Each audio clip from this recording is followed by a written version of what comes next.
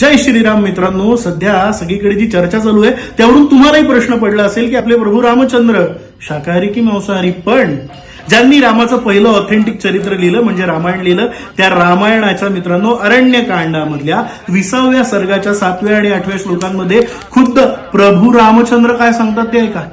त्राटिका राक्षसीण जेव्हा 14 राक्षसांशी एकत्रितपणे युद्ध करायला रामाशी भिडली तेव्हा काय प्रसंग घडलाय.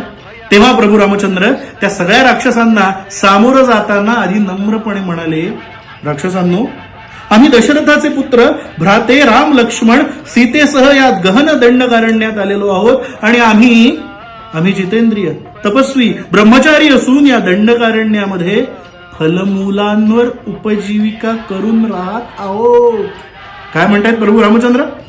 श्लोक असा आहे मित्रांनो, सर्ग 20 आणि 7वा श्लोक आपल्याला असं सांगतो की पुत्रो दशरथस्यावाम भ्रातरौ राम लक्ष्मणौ प्रविष्टो सीतया सार्धम दुश्चरम दंडकावनम फलमूलाशनौ दान्तौ तापसौ ब्रह्मचारिणम वसंतौ दंडकारण्ये किमर्थमुपहिंसत. असा श्लोक खुद्द रामांच्या तोंडी वाल्मिकींनी घातलाय.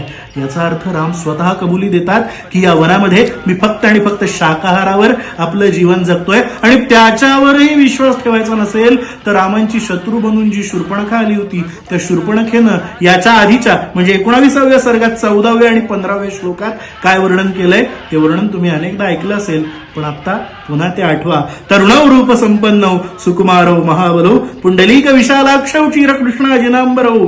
आणि नंतर शूर्पणखा म्हणते फलमूला शनौदांतौ तापसौ ब्रह्मचारिणौ. पुन्हा उल्लेख आहे फलमूला शनौदांतौ. फलमूल याच्यावरती गुजराण करणारा, याच्यावरती उपजीविका भागवणारा राम. खुद्द राम सांगतो तो फलमुलांवर उपजीविका करतो, तो शाकाहारी आहे. त्याची शत्रू असलेली ती शूर्पणखा ती सुद्धा तेच सांगते. विश्वास कुणावर ठेवायचा तुम्ही ठरवा, हे सत्य सर्वत्र पोचवा. मला मात्र या प्रसंगी मराठीतली एक म्हण आठवती आहे. काय आहे ती, जित्याची खोड. पुढचं तुम्हालाही माहिती आहे. जय श्रीराम.